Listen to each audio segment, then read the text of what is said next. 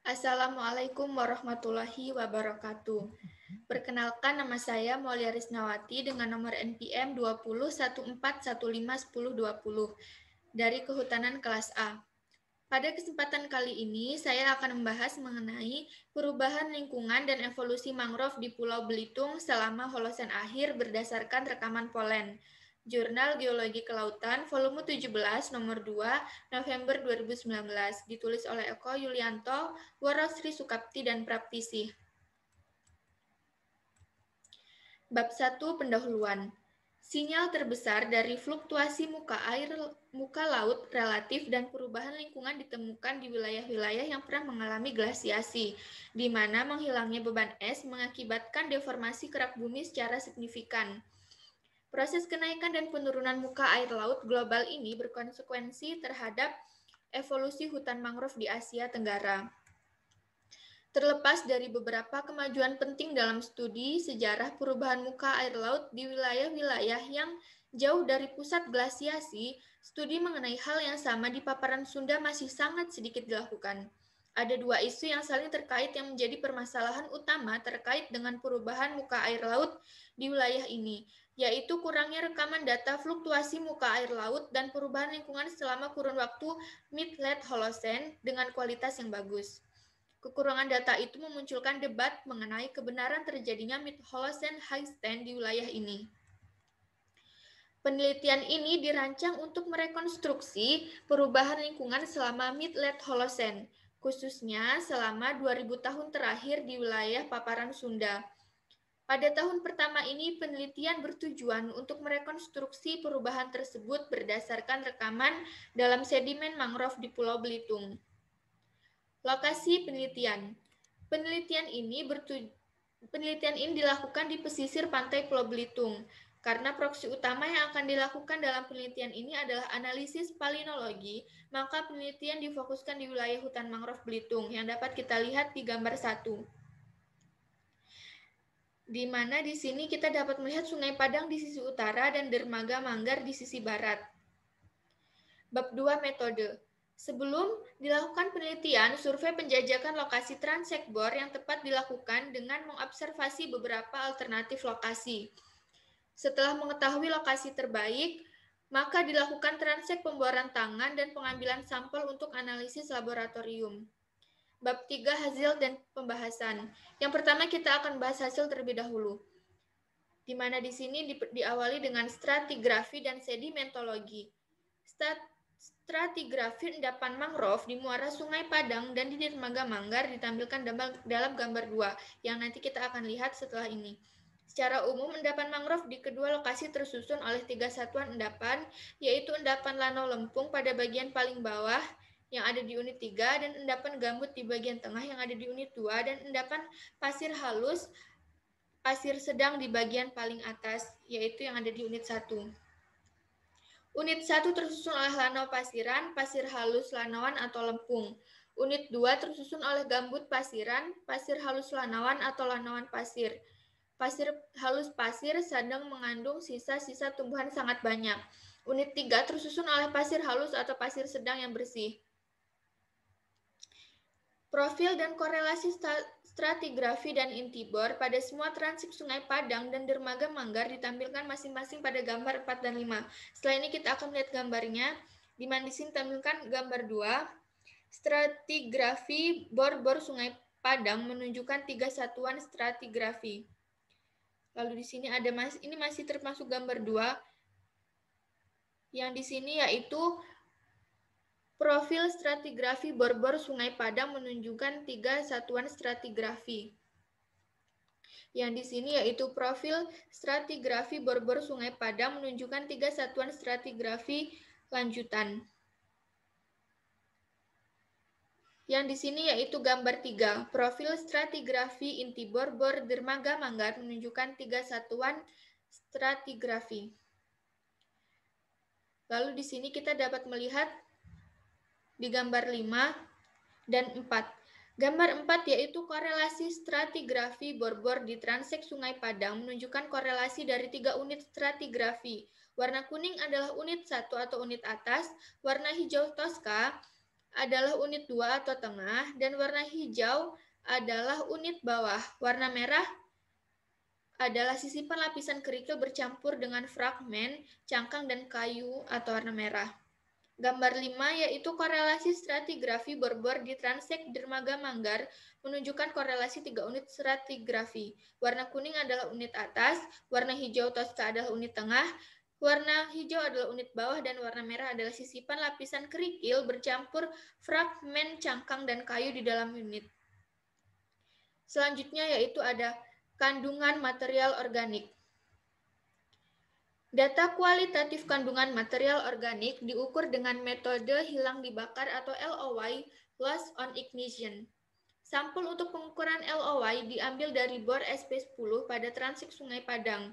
Hasil pengukuran LOY dapat kita lihat di gambar 6, yang nanti kita dapat lihat selanjutnya, menunjukkan bahwa secara umum endapan mangrove di Sungai Padang memiliki kandungan material organik yang tinggi, yaitu berkisar 89 sampai 99% dengan LOW rata-rata 94,6%. Di sini dapat kita lihat di gambar 6, yaitu kurva kandungan material organik dalam sampel yang ditampilkan sebagai kurva LOY setelah pembakaran pada suhu 550 derajat Celcius selama 6 jam.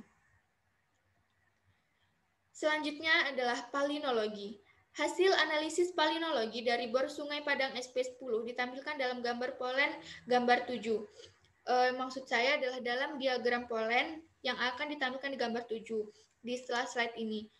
Foto-foto beberapa polen yang dijumpai dalam sampel yang dianalisis ditampilkan dalam gambar 8. Dalam diagram polen juga ditampilkan stratigrafi bor SP10, kurva LOY, dan kurva kumulatif frekuensi polen. Diagram polen Sungai Padang dapat dibagi menjadi 3 zonasi polen, yaitu ZP1, ZP2, dan ZP3. Masing-masing berada pada kedalaman 0-20 cm, 20-180 cm, dan 180-290 cm. Di sini yaitu kita dapat lihat gambar 7, di mana di sini yaitu memperlihatkan profil stratigrafi kandungan material organik LOY, diagram kumulatif, dan zona polen. Di gambar 8 dapat kita lihat polen dan spora yang teridentifikasi di dalam sampel-sampel yang dianalisis. Yang pertama yaitu Rhizopora sp, yang kedua ada Castanopsis sp, dan yang ketiga ada Elaecorpus sp, dan yang keempat ada Eugenia sp, yang kelima ada Gramineae, yang keenam ada Melisae, yang ketujuh ada Rubiaceae, dan yang kedelapan ada Urticae. Yang terakhir yaitu adalah Polypodiaceae. Selanjutnya yang kita bahas adalah analisis foraminifera. Sampel untuk analisis foraminifera diambil dengan interval 1 cm. Semua sampel mengandung silika dalam jumlah yang sangat tinggi. Namun foraminifera tidak hadir pada semua sampel yang dianalisis. Selanjutnya yaitu pembahasan. Yang pertama adalah perubahan muka air laut, perubahan lingkungan, dan evolusi hutan mangrove.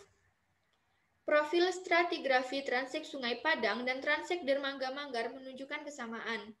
Stratigrafi kedua Transek itu menunjukkan bahwa awal-awal mula pengendapan, yaitu unit paling bawah yang berkorelasi dengan ZP3, terjadi di lingkungan-lingkungan dengan pengaruh marin yang sangat kuat.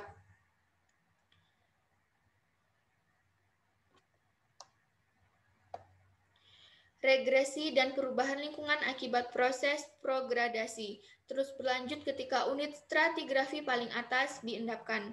Ini ditandai oleh perubahan sedimen, yaitu pengendapan unit stratigrafi paling atas yang tersusun terutama oleh endapan pasir, peningkatan secara signifikan frekuensi polen-polen tumbuhan darat atau lowland or peatland, dan penurunan kandungan material organik. Model perubahan lingkungan di Pulau Belitung ini dapat ditampilkan di dalam gambar 9. Dapat kita lihat di gambar 9, yaitu model perubahan lingkungan di daerah Belitung selama Late Holocene yang terjadi bersamaan dengan proses majunya garis pantai yang di A atau unit pengendapan unit 1. Lanau Lempung terjadi ketika posisi mangrove masih berada jauh di belakang posisinya saat ini. Di gambar B atau di zona polen 2, pada saat pengendapan unit 2 atau gambut terjadi posisi mangrove sudah lebih ke arah laut daripada lokasinya saat unit 1 diendapkan. Yang digambar C atau zona polen 1, unit 3 atau pasir halus pasir sedang menjadi unit stratigrafi paling atas yang diendapkan hingga saat ini. Posisi mangrove berada lebih ke arah laut daripada posisinya saat unit 2. Jadi dapat dilihat garis pantai maju atau prograding coast dari zona polen 3 ke zona polen 2 dan zona polen 1 ini mengalami peningkatan. Dari sini lalu kita lihat ke sini terus ke sini. Yang di gambar 2 itu di Lanau Lempung, maksudnya di gambar 3 di Lanau Lempung, lalu yang di gambar kedua itu dimulai ke Tanah Gambut, lalu yang di gambar ketiga ini pasir halus, pasir sedang. Selanjutnya yaitu rekaman kejadian khusus di dalam endapan mangrove. Di samping merekam fenomena perubahan muka air laut dan perubahan lingkungan, endapan mangrove di Sungai Padang dan Dermaga Manggar juga merekam fenomena lain yang boleh jadi berkaitan dengan dua buah fenomena katastrofik. Fenomena ini ditandai oleh pengendapan lapisan yang tersusun oleh endapan gambut, lempung organik atau pasir yang mengandung banyak sekali fragmen berukuran kasar, terdiri dari pecahan cangkang, litik, kadang-kadang dijumpai kerikil, cangkang gastropoda atau seritide, utuh, dan kadang-kadang fragmen koral.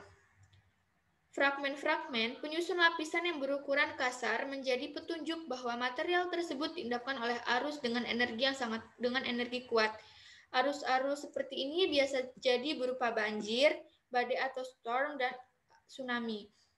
Arus banjir seringkali juga bukan arus turbulen sehingga endapan banjir yang berukuran kasar lebih cenderung membentuk lapisan yang bergradasi dan bukan bercampur dalam matriks yang berukuran lebih halus. Badai. Apa itu badai? Badai adalah fenomena lain yang dapat menyebabkan pengendapan lapisan berfragmen kasar. Endapan badai seringkali juga mengandung material-material yang berasal dari laut seperti cangkang atau koral. Tsunami. Tsunami adalah satu fenomena yang juga memungkinkan terjadinya pengendapan lapisan berfragmen kasar. Atau arus tsunami yang turbulen juga memungkinkan terjadinya percampuran endapan berukuran halus dengan endapan berukuran kasar. Yang terakhir yaitu adalah bab 4 kesimpulan. Endapan mangrove Pulau Belitung merekam kejadian regresi dan perubahan lingkungan selama rentang waktu setidaknya 1.500 tahun. Perubahan itu terekam dalam endapan mangrove yang terlihat dari perubahan sedimentologi dan stratigrafi endapan itu serta kandungan polen yang ada di dalamnya. Sekitar 1.500 tahun yang lalu, daerah penelitian adalah lingkungan pasang surut. Setelahnya, garis pantai cenderung maju sebagai akibat adanya proses progradasi hingga mencapai posisi saat ini. Endapan mangrove di Pulau Belitung juga merekam fenomena insidentil yang diduga sebagai tsunami akibat letusan Gunung Krakatau pada tahun 1883 dan letusan sebelumnya yang terjadi sekitar tahun 535 sampai 536. Sekian pembahasan yang dapat saya sampaikan, kurang lebihnya saya mohon maaf. Saya akhiri, terima kasih. Wassalamualaikum warahmatullahi wabarakatuh.